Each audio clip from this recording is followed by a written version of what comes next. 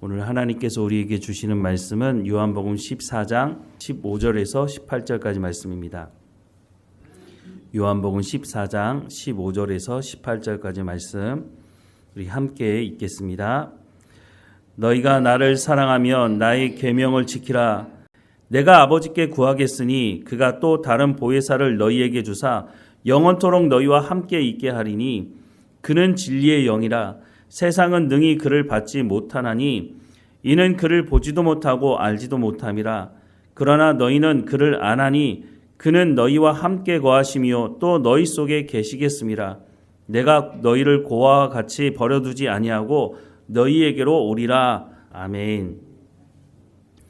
예수님께서 여러 번 반복해서 말씀하신 말씀 중에 내가 하는 말은 내 스스로 임의대로 하는 말이 아니다라는 말씀을 하고 있습니다. 요한복음 14장 10절 말씀에 보면 내가 아버지 안에 거하고 아버지는 내 안에 계신 것을 내가 믿지 아니하느냐. 내가 너희에게 이르는 말은 스스로 하는 것이 아니라 아버지께서 내 안에 계셔서 그의 일을 하시는 것이라 라고 말씀을 하고 있습니다. 예수님께서 생각나는 대로 자기 마음대로 말씀을 전하시는 것이 아니라 이미 구약 성경에 하나님께서 말씀하신 그 말씀의 원래의 의미와 뜻이 무엇인지를 전한다라고 말씀하십니다. 당시에 유대인들은 예수님의 말씀을 제대로 듣지 않았습니다. 장로의 유전이라고 하는 자신들의 조상들이 만들어 놓은 규칙과 규범을 지키는 것을 훨씬 더 중요하게 생각했고 그것을 지키는 것이 그러면 하나님의 말씀을 잘 지키는 것으로 연결되느냐? 그렇지도 않았다는 것입니다.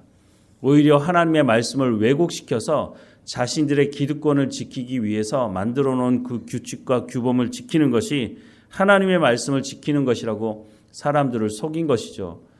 예수님께서 오셔서 하나님의 말씀을 전했지만 이런 잘못된 선입견이 자리 잡힌 이 유대인들의 생각을 바꾸는 것은 사실 쉽지가 않았습니다.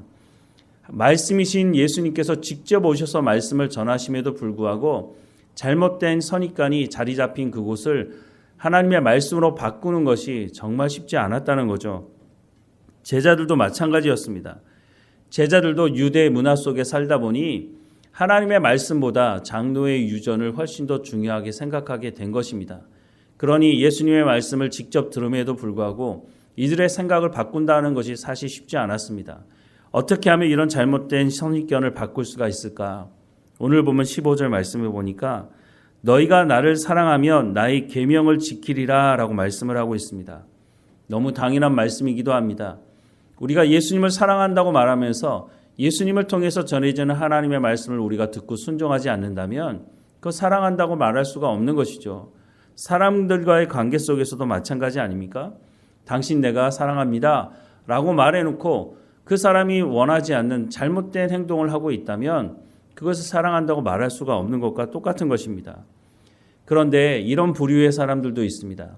바로 제자들을 말하는 것인데 제자들은 예수님을 따라서 3년간 함께 동행했습니다. 예수님의 말씀을 듣긴 들었지만 이들의 삶이 좀처럼 바뀌지는 않았습니다. 베드로로부터 시작해서 모든 제자들은 예수님이 살아계신 하나님의 아들이라고 하는 것을 고백하는 사람들이었습니다.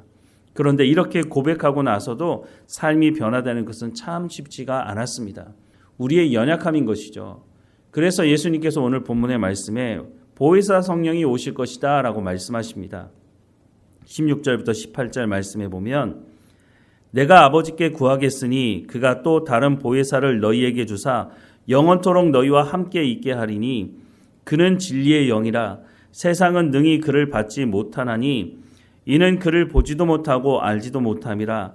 그러나 너희는 그를 아나니 그는 너희와 함께 거하시며 또 너희 속에 계시겠음이라. 내가 너희를 고아와 같이 버려두지 아니하고 너희에게로 오리라 라고 말씀을 하십니다. 다른 보혜사, 보혜사라는 말의 사전적인 의미는 다른 사람을 대신하여 인격체로서 조정, 변호, 중재, 상담, 보조의 역할을 하는 존재 이런 뜻을 가지고 있습니다. 다른 보혜사라고 말하는 것은 예수님께서도 보혜사 역할을 하고 계셨다라고 하는 것을 말씀해 주고 있는 것이죠. 이 보혜사가 오시면 영원토록 너희와 함께 할 거다라고 말씀합니다. 왜 이 말씀을 하고 있느냐면 앞서서 요한복음 14장 1절에서 3절 말씀에 보면 너희는 마음에 근심하지 말라. 하나님을 믿으니 또 나를 믿으라. 내 아버지 집에 거할 것이 많도다. 그렇지 않으면 너희에게 일렀으리라.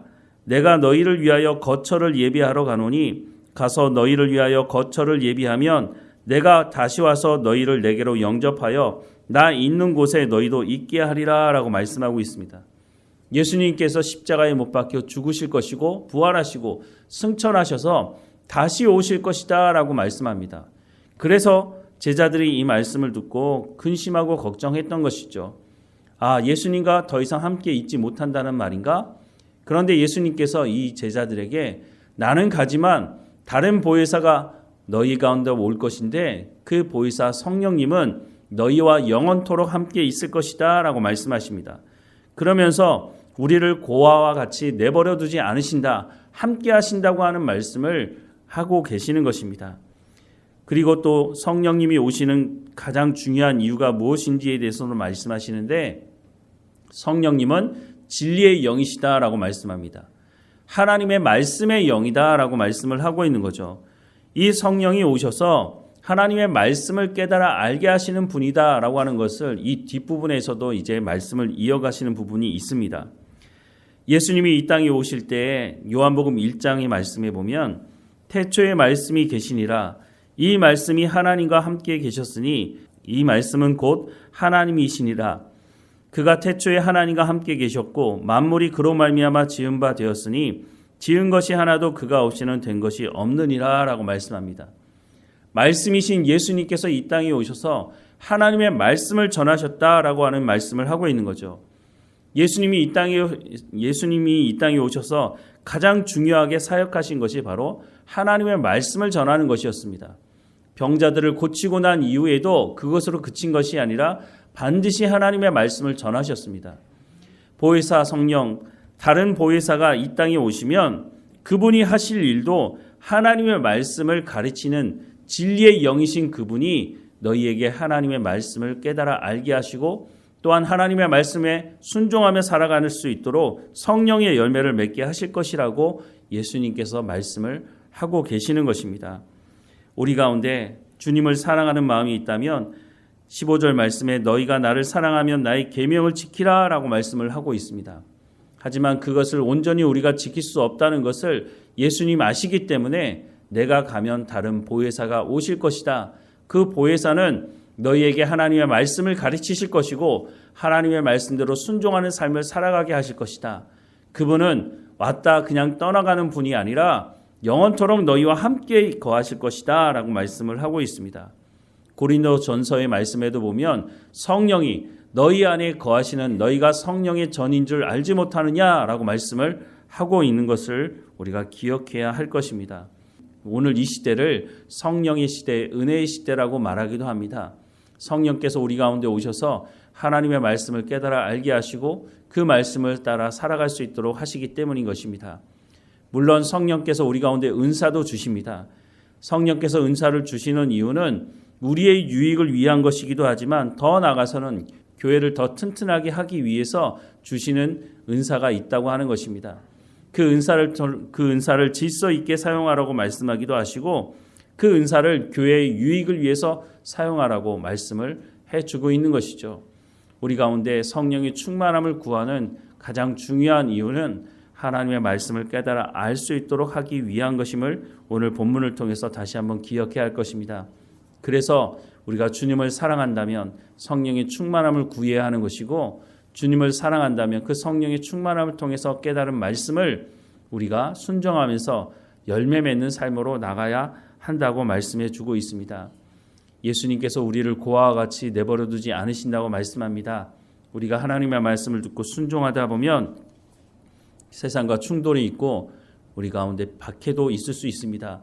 그때 절망하지 말고 하나님이 나를 사랑하지 않나 보다 라고 하는 것이 아니라 우리가 하나님의 말씀을 들음으로 말미암아 세상으로부터 공격을 받고 박해를 받는다면 우리가 제대로 된 삶을 살아가고 있다고 하는 것을 또한 말씀해 주고 있는 것입니다.